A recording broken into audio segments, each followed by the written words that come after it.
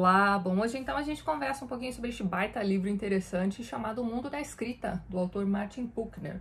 O Buchner é professor de literatura comparada lá em Harvard e a ideia para escrever este livro veio, na verdade, de uma observação que ele fez a respeito dos livros pré-existentes sobre a história da literatura, né? Então ele vai contar que a maioria dos livros vão trazer apenas um recorte, né? Vão tratar da história da literatura num determinado período ou numa determinada região. Então, o que ele faz aqui nesse livro é um panorama mais geral da história da literatura, um panorama mundial, até onde ele conseguiu, né? Então, esse livro aqui é o resultado de uma pesquisa extensa que envolveu, inclusive, diversas viagens que ele fez aos lugares mais importantes para as origens, não só da literatura, como da escrita. Então, esse livro começa do início mesmo, ele vai tratar, então, da descoberta da escrita lá na Mesopotâmia, 5.000 anos atrás, e ele vai, então, comparando a questão de que a escrita descoberta na Mesopotâmia difere pra caramba da escrita descoberta lá no México pelo povo maia. Então, na verdade, o que ele conta aqui são as histórias das descobertas da escrita. Outra coisa que ele acaba fazendo aqui nesse livro também é contar pra gente como foi a transição, né, do contar histórias oralmente para o contar histórias por escrito. E de quebra a gente ainda vai descobrir aqui na leitura desse livro como foi que os livros fundamentais de determinados povos atravessou aí séculos e são lidos inclusive até hoje por muita gente. Portanto, esse livro vai tratar também da questão de como essas histórias fundamentais moldaram a história da humanidade também.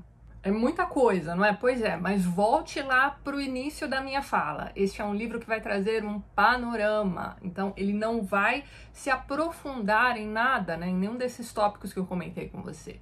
Esse é aquele tipo de livro que vai te trazer uma história, né, de séculos e séculos em cerca de 400 páginas, e conforme você vai lendo esse livro, né, e vai ali entrando em contato com alguma informação que muito te interesse, percebendo que aqui você vai ter uma informação mais geral mesmo, aí você faz uma pesquisa mais aprofundada naquilo que te interessa e volta para a leitura. Por que eu estou dizendo isso? Porque a grande reclamação de algumas pessoas com quem eu conversei sobre a leitura desse livro, que me disseram que não gostaram nem um pouco, davam conta disso, né? Ah, esse livro não se aprofunda em nada. Alguns desses tópicos são muito corridos, né? Enfim, mas é isso, né? Então, dentro daquilo que ele se propõe a ser, né? Ou seja, um livro que vai trazer aí este panorama da história da escrita, puxando para a história da literatura até hoje em dia, é um livro excelente. Então, como eu já havia comentado, o livro começa lá na descoberta da escrita, na Mesopotâmia, 5.000 anos atrás. E a partir daí, o que nós vamos ter aqui é uma linha do tempo bem definida. Então, ele vai contando o que aconteceu período a período. Ele vai montando essa linha do tempo de uma forma bem clara e vai chegar aos dias de hoje também. Só que antes da gente entrar nessa história da descoberta da escrita, o autor coloca aqui um preâmbulo, em que ele vai contar sobre algumas viagens espaciais em que os astronautas, ao chegarem ao seu destino, fizeram ali alguns comentários bastante literários. Então você tem ali desde o astronauta que citou um trecho da Bíblia, até um outro que fez ali um comentário bastante poético, e isso sem ter tido ali nenhum tipo de estudo literário. Então o autor começa discutindo a questão de que o futuro, né, ou seja, essas viagens espaciais e tudo mais, está aí, e mesmo para essas pessoas que estão dentro dessas naves,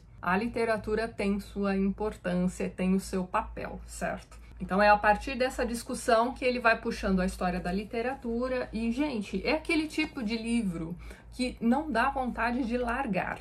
E este aqui não é um livro voltado para estudantes de letras, né? Não. Pessoas leigas podem ler esse livro tranquilamente. Ele foi escrito de uma forma bem gostosa, eu diria, sem muito academicismo, nada disso, né? É uma leitura bem tranquila para quem tem interesse, né, em conhecer a história da escrita, a história da literatura. É uma linguagem bem tranquila de se seguir mesmo. Em muitos momentos, esse livro me lembrou um livro do Bill Bryson sobre a história do universo, né? Que é aquele livro Breve História do Quase Tudo. Nós vamos ler este livro em março e vamos fazer vídeo aqui no canal, então fiquem de olho. Mas então, nessa edição a gente tem inclusive um blurb aqui na capa que vai dizer que este livro aqui é o Sapiens para fanáticos por livros. O Sapiens, como o livro do Bill Bryson, né, também se propõe a contar ali a história do Sapiens, né, enfim, de um jeito bem tranquilo também, traçando uma linha do tempo e tudo mais. Então, se você se interessa por esses livros, a chance de se interessar por este aqui também pode ser grande, certo? Mas então, voltando aqui à linha do tempo, à história da escrita e tudo mais, o autor vai mostrando que, ao contrário do que muita gente acredita, a escrita não foi criada para contar histórias, e sim para registrar documentos, negócios, comércio, enfim, transações comerciais em geral, certo? E em algum momento, algum desses contadores, né, alguma dessas pessoas resolveu usar essa forma de registro para contar histórias também. O primeiro grande registro literário dessa época é a Epopeia de Gilgamesh. As primeiras tábuas de argila, né, encontradas, trazendo trechos dessa epopeia, foram encontradas lá na Mesopotâmia mesmo, que hoje em dia é a região do Iraque. E essa história de Gilgamesh é conhecidamente um texto fundamental porque placas trazendo trechos dessa história foram encontradas em diversos lugares, né, do mundo conhecido naquela época. Tudo isso em escrita cuneiforme, tá? Então depois ele vai contar a história dos fenícios, que inventaram o próprio alfabeto também para fazer registros comerciais. Depois disso, a gente tem o alfabeto grego sendo criado, né, com base nesse alfabeto fenício, enfim. Depois ele vai contar também sobre a China, que tiveram um papel muito importante também na descoberta, na divulgação da escrita, mesmo porque eles criaram o papel, não é mesmo? E a primeira prensa também é chinesa. Isso tudo muitos séculos antes, né, da reinvenção da prensa pelo Gutenberg. Ele conta também sobre como os alunos de Buda sentiram a necessidade de registrar por escrito os ensinamentos de Buda. Ele vai colocando aqui também algumas figuras, né, como o próprio Buda, Jesus Cristo e tudo mais, como professores, né, entre muitas aspas. Vai contar sobre como essas grandes figuras não se importaram, né, não se preocuparam em registrar nada por escrito, mas seus alunos sim. Então, os primeiros trabalhos impressos, né, na China e tudo mais, eram esses textos religiosos, porque esses alunos eram muito engajados em difundir aqueles ensinamentos. Uma coisa parecida vai acontecer na época dos evangelhos, né? Então, os evangelistas foram pessoas que viveram décadas depois de Jesus Cristo, né? Eles não conviveram com Jesus, mas eles registraram, então, as histórias que eram contadas pelos apóstolos, enfim. Só que isso me fez pensar a respeito de um detalhe também. Vamos ver o que vocês acham. Essa questão de você ter alunos de alunos recolhendo essas histórias e registrando por escrito. Vocês não acham que muita coisa se perdeu ao longo desse caminho? E que muita coisa pode ter sido acrescentada por esses alunos escritores também? E enfim, a história continua, ele vai contando ali sobre as invenções dos prelos, sobre as invenções das primeiras casas editoriais, os livros sagrados que num primeiro momento só podiam ser lidos e interpretados por grandes sábios, os primeiros livros mesmo que eram caríssimos, né, e somente as famílias com muito poder aquisitivo podiam ter ali uma bibliotecazinha em casa. Vai passando também pela história das criações, né, das grandes bibliotecas da antiguidade, né, os incêndios, né, como aquelas histórias conseguiram ser resgatadas e retransmitidas oralmente, tudo de novo, né, a coisa é sempre cíclica. Mas infelizmente nesses incêndios muita coisa se perdeu de vez também. E aí ele vai contando também sobre a propagação do ensino da escrita e da leitura, né, até chegar aos dias de hoje, em que a propagação das ideias por escrito é bastante democrática, né? Qualquer um pode abrir um site na internet, uma conta no Twitter, sei lá, e compartilhar suas ideias, não é mesmo? Mas além dessa linha do tempo, o autor também se demora um pouco contando a história dos grandes textos fundadores, né? Ele vai escolher alguns, né? A gente não tem aqui nada muito completo, como eu disse a vocês, é apenas um panorama. Mas ele escolhe alguns textos bastante importantes para contar a respeito. Então tudo começa lá pela Epopeia de Gilgamesh, o primeiro grande, né, registro literário da história.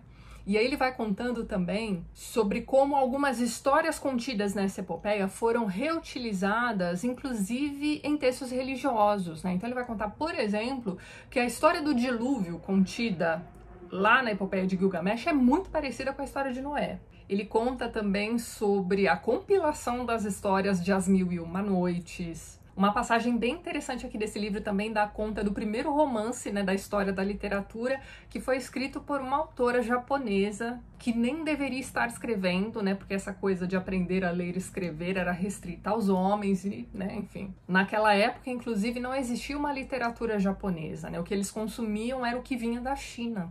Ele conta também sobre os principais textos religiosos, e uma coisa bem interessante que ele faz é o seguinte: quando ele comenta sobre o Manifesto do Partido Comunista, ele comenta sobre esse texto também sobre um viés bastante religioso. Ele mostra, né, como esse texto fundador do comunismo também era tratado pelos seus seguidores como os textos religiosos eram tratados pelos religiosos.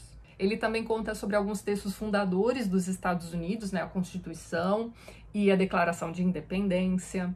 E o livro passa também pelo grande acontecimento literário da nossa era, né, que é a publicação dos 7 volumes de Harry Potter, passando finalmente para a escrita divulgada através das redes sociais. Além disso, ele também conta bastante sobre algumas figuras importantes para a coleta e preservação desses livros, né, dessas histórias fundamentais, como, por exemplo, Alexandre o Grande.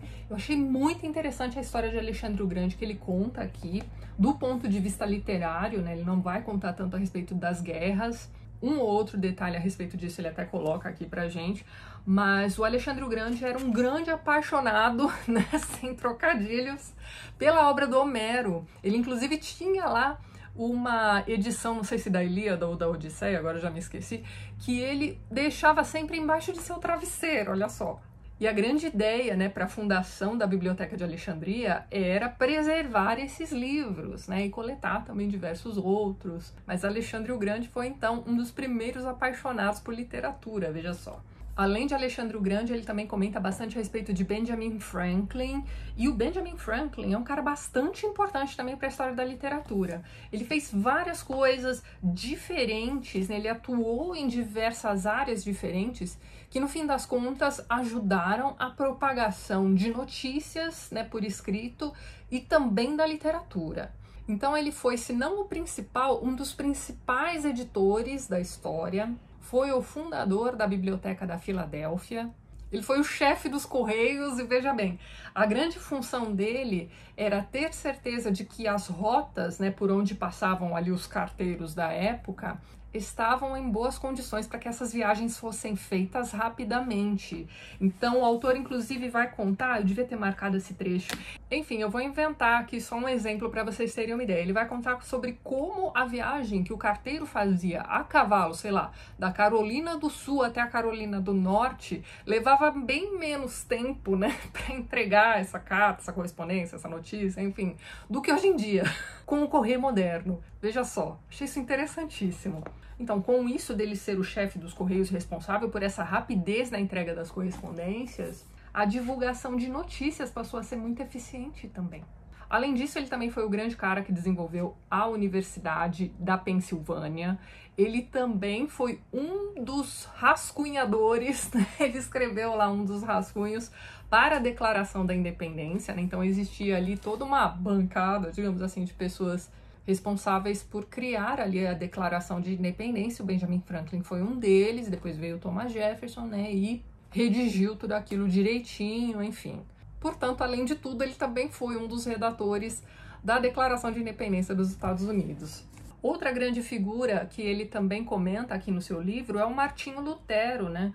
Que foi um cara bastante importante pela popularização da Bíblia, né? Então, o que ele faz é o seguinte, ele traduz a Bíblia do latim para a linguagem do povo, né? Ou seja, no caso aqui, o alemão. E com isso ele meio que tirou ali a restrição, né, da Bíblia, né? A Bíblia que antes só podia ser lida por pessoas que conheciam latim, ou seja, pessoas do clero, grandes estudiosos com muito dinheiro, enfim, a coisa era bastante restrita. Então o que ele faz é popularizar a Bíblia, literalmente. E ele conta aqui pra gente também sobre todos os desdobramentos, né, que aconteceram, todos os perrengues pelos quais Martinho Lutero passou, enfim. Então, além de toda aquela questão da história da escrita, da literatura, dos textos fundadores, etc., o texto também conta um pouquinho sobre a importância da tradução.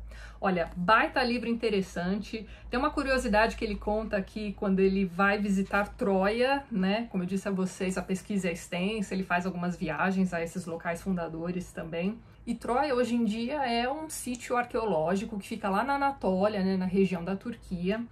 E quando ele chega lá, né, a essa região, ele vai contar que ficou bastante decepcionado, porque Troia é muito pequenininha, né? Então, assim, você tem aquelas epopeias espetaculares, né, sobre essa cidade, quando você chega até lá, né, você se dá conta de que o lugar é realmente pequeno.